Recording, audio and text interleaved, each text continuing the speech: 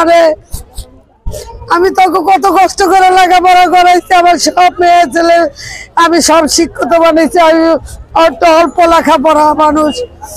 তারপরে আমার জামাইরে আমি কত কাপড় চোপড় খাবার দাবার করাইয়া আমার ছেলেটা 3 দিনের ভিতরে নিয়ে যায়, নিয়ে আমার ছেলেটারে অত্যাচার করে। আমি জামাইরে বলি জামা আমার ছেলেটার পর আমার বাসে কাটাছে, আমার ছেলেটারে দেয় না। আবার আমার বোনে বলে আরে ধরা খাইছে 10 লাখ টাকা দে। তা আমি কই 10 লাখ এই মুহূর্তে পাবো, কই তুই 2 লাখই দে, আমি আরো 4 লাখ পরে দিব, আমার ছেলেটা আমার ঢাকায় এনে দে, আমার বিদেশ লাগবে না। তারপরে আমার ছেলেটা আমি আমার মাল্লা পিছে পানি নামছে, আমারে কইস না, আমার বলে আজকে গেম দেবো, একটা ছোট্ট বয়স দিছে, রোজা 3 রোজা। তারপরে আর আমার ছেলেটার সাথে আমার কোনো কথা হয় না। মনির জিগাইলাম, মনির বলে যে ইতালি ঢুকে গেছে। ওই ঢুকে আছে রে জামাই, আমার ছেলে এরম করতে করতে 4 মাস ঘুরায় আমারে। তারপর আমি বিভিন্ন থানায় যাই, থানাতে এই দেশের অবস্থা দেখেন কি অবস্থা। তারপর থানায় গেলে আমার কোনো ভ্যালু হয় না, তারপরে সব জায়গায় মন্তলায়, তারপরে সব জায়গায় যাই। আপনার যে বিদেশ নিয়ে গেছে সে আপনার সম্পর্কে কি হয়? সে এক হিসাব আমার আত্মীয়, সে কোটি কোটি টাকার মনির। মনির আপনার কি হয়? ওই আমার বোনের বোনজি জামাই, নিজের বোন, আমার মামা তো বোন, ওর জামাই, আর মায়ের জামাই। বোনের নাম কি?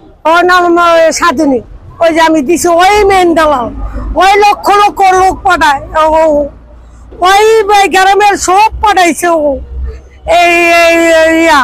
এই সাধুনী। কত টাকা সে নিছিল? আমার 14 লাখ টাকা ক্যাশ দিচ্ছি তারেকে, আমি ওই যে ছিলি বেচে আমার কাছে, আমি ব্যাংকের চেক মেক সব আনছি। এখন তারা হচ্ছে কি বলছে? আমার 4 মাস 5 মাস ধরে ফোন দেয় না, তার আমি পাগল পাগল ঘুরি। এখন তারা কি বলছে? তারা বলে তুই যা করতে মামলা করছে, আমি তোর যে টাকা দেবো ওই টাকা আমি থানায় করে ডাইলা দেবো, তুই আমার কিছু করতে পারবি না। আমার এরকম 10টা মামলা আছে, আমি 25 জন মারছি, 8 জন মারছি, আমার কি করতে পারছি? আমি তো লিবি তাহলে আপনার ছেলের সাথে কি হচ্ছে বিদেশ যাওয়ার পরে কথা হয়েছিল আপনাদের? আমার 5 মাস যোগাযোগ ছিল, তারপর আজকে 9 মাস ধরে ছেলের পাই না। কত সালে বিদেশ যায়? বিদেশ যায় ওই যে 1 বছর আগে যায়, ওইটা আমি বলতে পারি না। ওর সাথে শেষ রোজা 3 রোজা যোগাযোগ হয় আমার সাথে, আর যোগাযোগ হয় 10 লাখ টাকা। আপনার সরকারের কাছে বা প্রশাসনের কাছে চাওয়া কি? আমার প্রশাসনের কাছে তো আমি বিচারই পাই না, এর দরজায় রায় উষ্টা দেয়, ওর দরজায় দেয় উষ্টা দেয়, টাকার খাওয়া, টাকা ছাড়া কিছু। এদের পুলিশ কমিশনের কাছে একটা কাগজ দিচ্ছি, এখন আমার 4000 টাকা গেছে।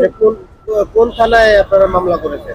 আমি ওখানটা শেষমেশ আমি করে গেছি, থানাও আমার মামলা নেয় না। কোন থানা মামলা নেয় না? আদাবর থানা মামলা নেয় না।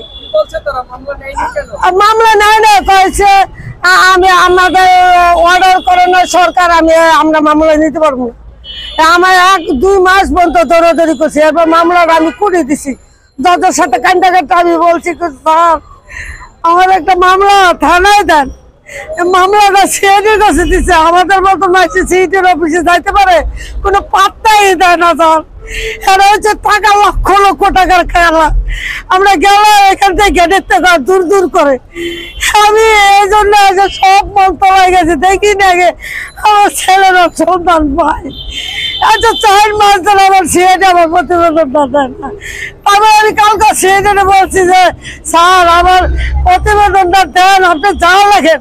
মনে বলো আমি 5 লাখ টাকাটা তো আমি সিআইডির মুখ মাইরা দেবো, তুই কি করতে পারবি করবি। তারপর আমি